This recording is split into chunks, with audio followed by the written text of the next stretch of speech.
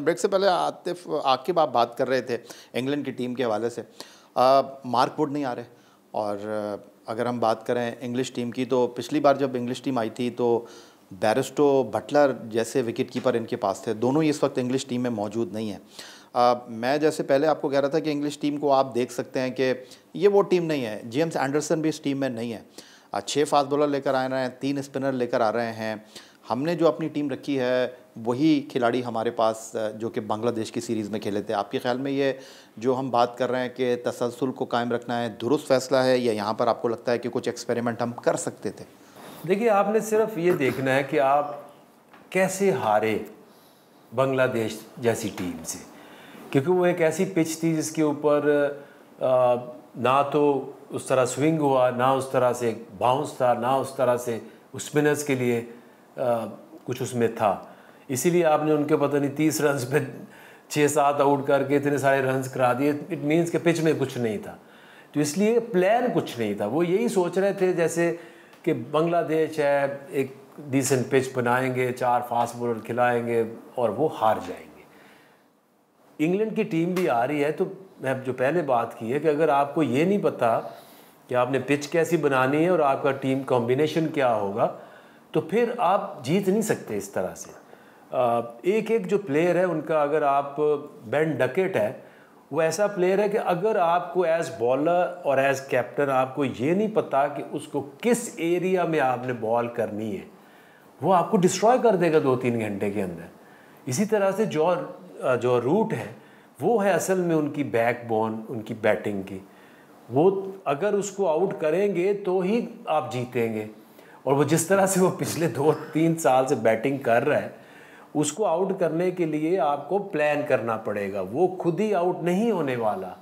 उसका इस तरह का टेम्परामेंट है कि वो आप जब तक प्लान नहीं कोई करेंगे, एक तरफ से वो खेलता जाता है, दूसरी तरफ से जिस तरह से उनके स्ट्राइक रेट हैं, ओली पॉप हैं, वो भी तेज़ खेलते हैं, हैरी ब्रोक हैं, तो इस तरह से वो उसके इर्द गिर्द, जो रूट के इर्द गिर्द वो सारे आते हैं, एग्रेसिव क्रिकेट खेलते हैं, 5 रन ओवर 4.5 रन्स पर ओवर बनाते हैं, जिससे वो मैच को बड़ी जल्दी आपसे दूर ले जाते हैं। और आप अगर उनके ट्रैप में फंस गए, जिस तरह से मैं कभी ये सोचता हूँ कि हमारे यहाँ भी एक डिस्कशन शुरू हो जाती है कि लेट्स प्ले एग्रेसिव क्रिकेट। आपने अपनी पहचान और अपनी तरीके की गेम खेलनी, ना कि आप कभी ऑस्ट्रेलिया जैसी आपने क्रिकेट खेलनी शुरू कर देनी है या इंग्लैंड जैसी क्रिकेट खेलनी शुरू कर देनी। अपना एक मार्क बनाएं कि ये हमारी स्ट्रेंथ है और ये हमारा एक पैटर्न है जिससे हम टेस्ट सीरीज जीत सकते हैं। कलंदर दबाव में वैसे आतिफ अच्छा टाइम नहीं चल रहा। शाहीन अफरीदी का फिटनेस के उनके इशूज़ हैं, बाकी ऑफ द फील्ड भी बहुत सारे उनके मामला चल रहे हैं। कोई बात हुई आपकी शाहीन से?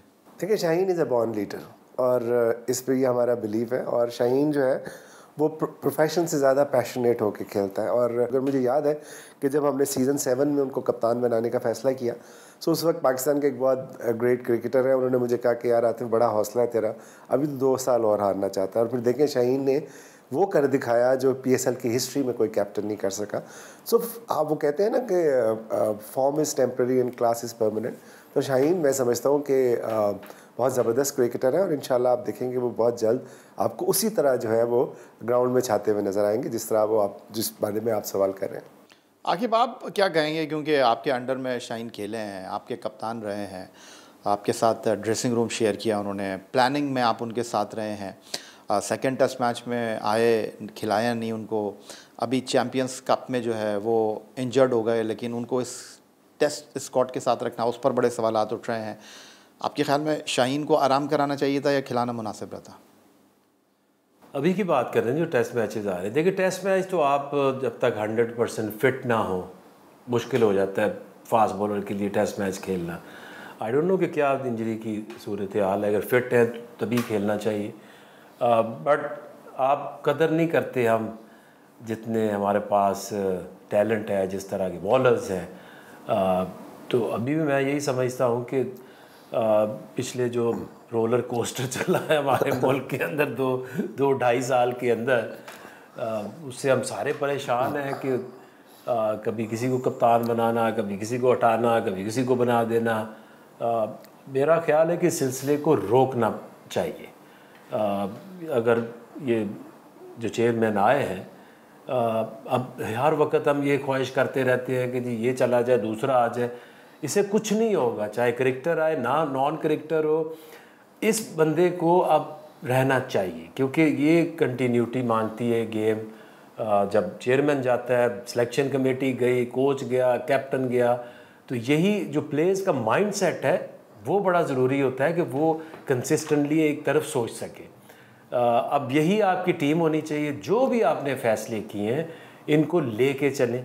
प्लेयर्स को पता हो कि ये मेरा कोच है, ये मेरा मैनेजर है, ये मेरा कैप्टन है, और मैंने आगे 3 साल इस तरह से क्रिकेट खेलनी है। इस तरह से जैसे अब बार बार हम चेंज करते जाते हैं, कोई दुनिया की टीम जो है वो बेहतर तरीके से परफॉर्म नहीं कर सकती। आतिफ, जिस तरह इन्होंने कहा कि अब सदारत के हवाले से जो है थोड़ा सा वक्त थम जाना चाहिए, रुक जाना चाहिए। Being a franchise owner Lahore Qalandar, और जो फ्रेंचाइज ओनर्स के साथ आपकी मुलाकात होती है,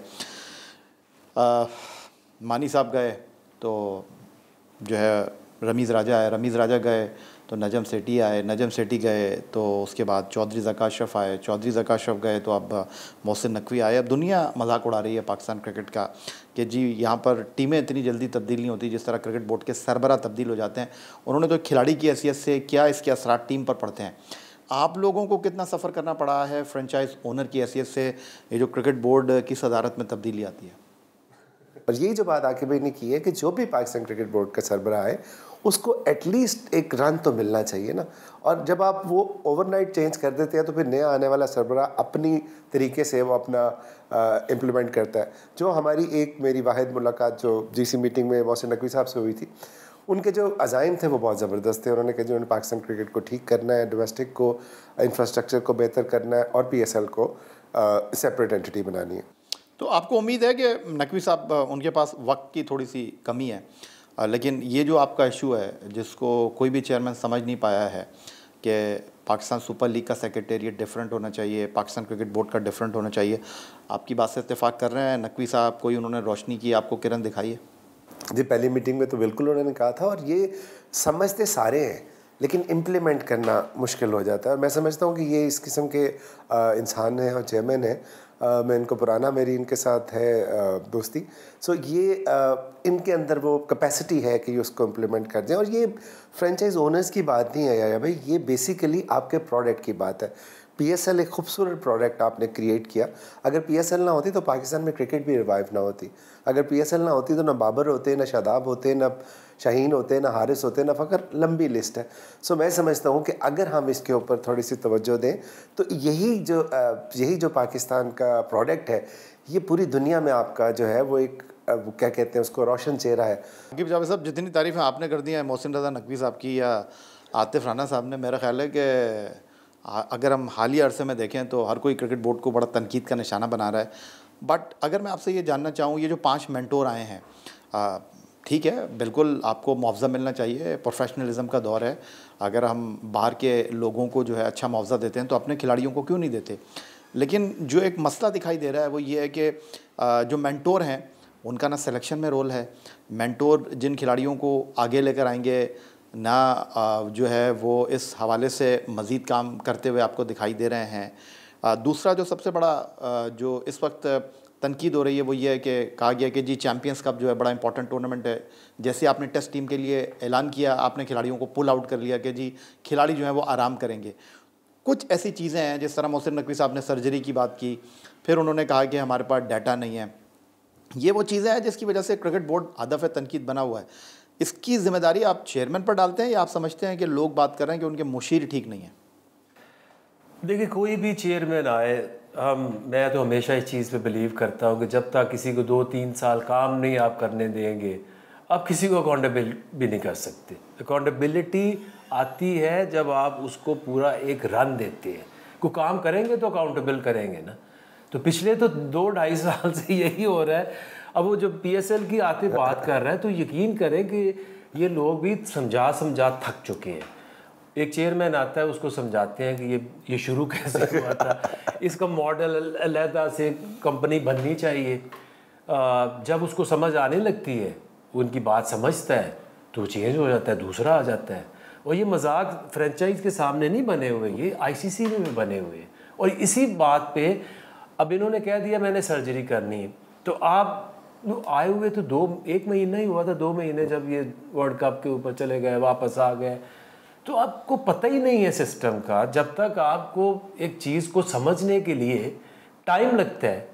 अगर मुझे को कहे कि आप जाके जियो में काम करें और जाते मैं 2 महीने में मैं सर्जरी करूंगा, तो मुझे पहले तो दी ना कि भाई कदाफी स्टेडियम की सर्जरी नहीं हो रही है। देखिए ये इंफ्रास्ट्रक्चर बनाना अच्छी चीज़ है, लेकिन ये सर्जरी क्या करनी है। अब जो लोग तनकीद करते हैं वो अब तनकीद पर तनकीद ये 2-3 साल से ये होते जा रहा है। तनकीद कर देंगे, चेंज हो जाएंगे, कोई दूसरा आ जाएगा, उसको तनकीद करना शुरू कर देंगे। मूविंग फॉरवर्ड करना क्या चाहिए। ये जो मेंटोर्स आए हैं, अगर आप देखें तो ये पहली दफ़ा मैं ये सोच रहा हूँ और समझ भी रहा हूँ इसको कि अगर तो ये इस मकसद के लिए आए हैं तो इससे अच्छी और कोई चीज़ नहीं हो सकती। अपने सुपरस्टार्स रहे अपने ज़माने के, क्रिकेट खेली है। अभी अगर 3 साल का एक रोल है, अगर पाकिस्तान को उन्होंने 5 हिस्सों में डिवाइड किया है, तो अगर अपने अपने एरिया में ये 3 साल अपनी जो समझ है, अपनी जो एक्सपर्टीज़ है, उनको अगर इम्प्लीमेंट करते हैं ग्रास रूट लेवल पे, इससे अच्छी कोई बात नहीं हो सकती।